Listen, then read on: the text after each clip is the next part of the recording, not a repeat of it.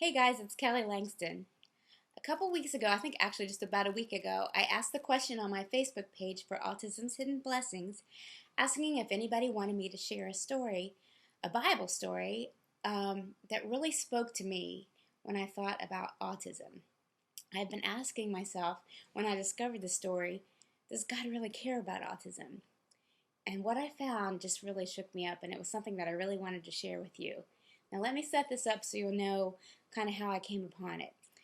It was a couple years ago, and I was writing Autism's Hidden Blessings, and I had a doctor's appointment.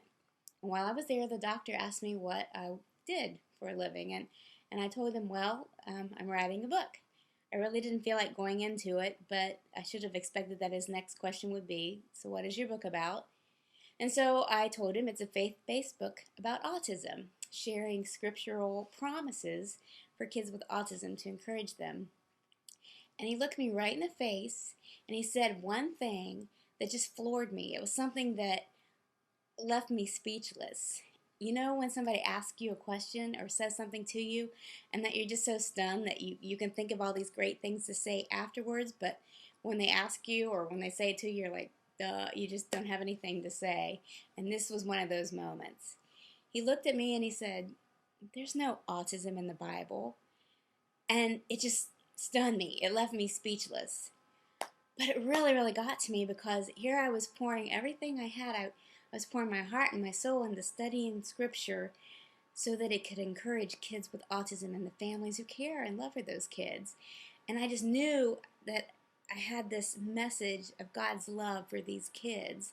And I was pouring my heart into the pages, sharing that message to children as I was writing it at the time of this visit. And then with one simple statement, he just totally made me question, hey, is autism in the Bible? I mean, am I doing this, putting all this effort, and is it even in the Bible? I mean, it's a relatively new disability, right? So I didn't know. I mean, that bothered me for months. And I began thinking, hey, God, asking him, do you have anything to say in your scripture about autism? Because I believe that the Bible is very relevant, and it's something that, even though it was written centuries and centuries ago, it can still cut to the core of where we are today. And I was dealing with autism in my life, in the life of my son, Alec, and just as so many people are right now. What does God have to say about autism when, from everything I've been told, was there even such a thing back in the days when Scripture was written?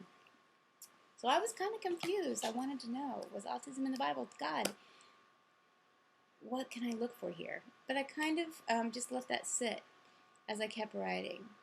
And a few months later, I came across this story, and it really opened up my eyes about the very special message that God does have for kids with autism. And that's what I want to share with you right now.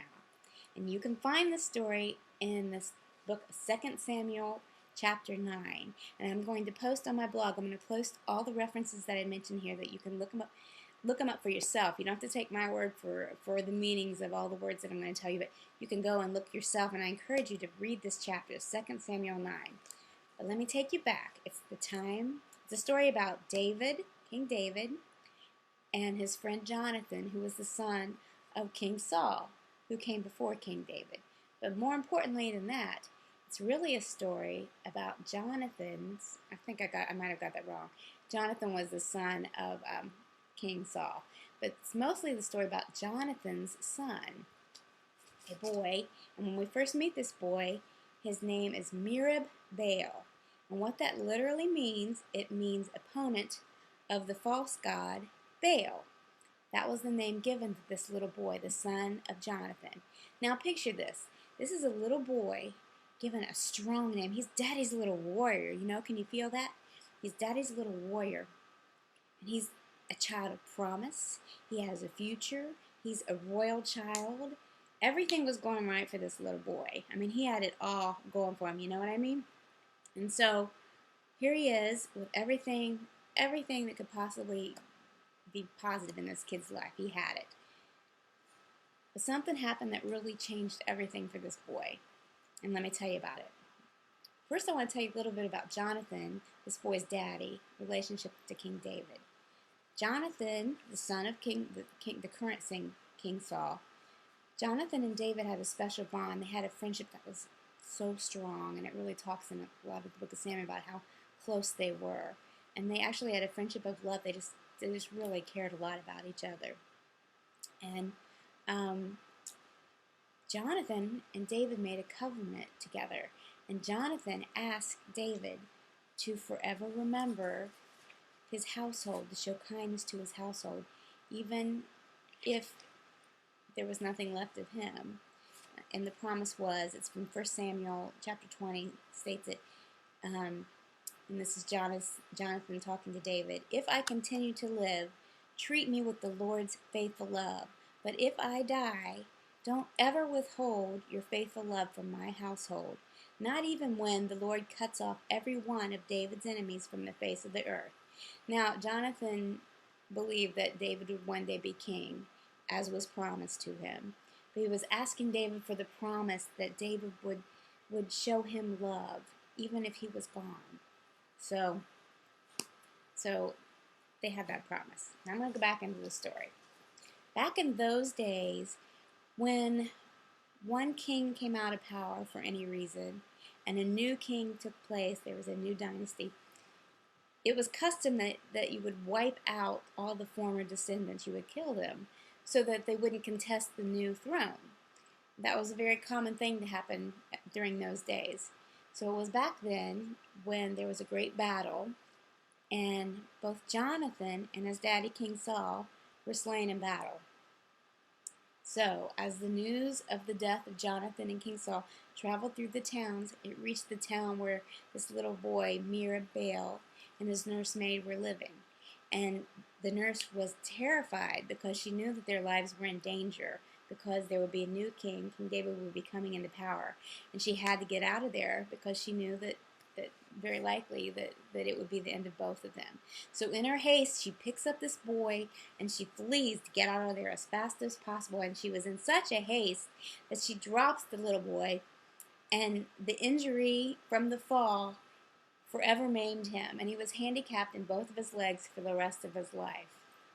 And what they did is they fled somewhere, getting out of the public eye to a distant town, and at that point, everything fell apart for this little boy. Once a child of promise, now he was a child, an outcast, hiding, handicapped, forever handicapped. He had no line to the throne anymore. He didn't even have his daddy anymore. So here was a child who had lost everything. And at that point, it was so bad that his name was changed from Mephibosheth, or opponent of Baal, daddy's warrior. He was a warrior child, to Mephibosheth. And what Mephibosheth means is scatters shame. Now, that's quite a change for this little boy. And here's something that, as a parent of a child with autism, I want you to try to relate to.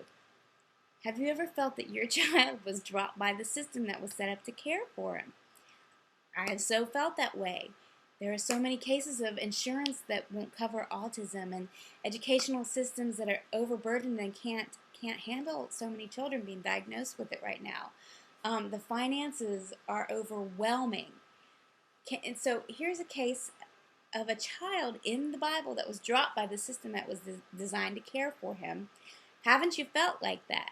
I have. I have felt like my son has been dropped by the system that was set up to care for him. And I'm sure as a parent with a child with autism, you might know what that feels like, right? Well, anyway, this is exactly what we have here. Now, the next thing that I'm going to tell you are the things that shocked me and forever changed the way I perceived God when I thought about what he thought about children with autism.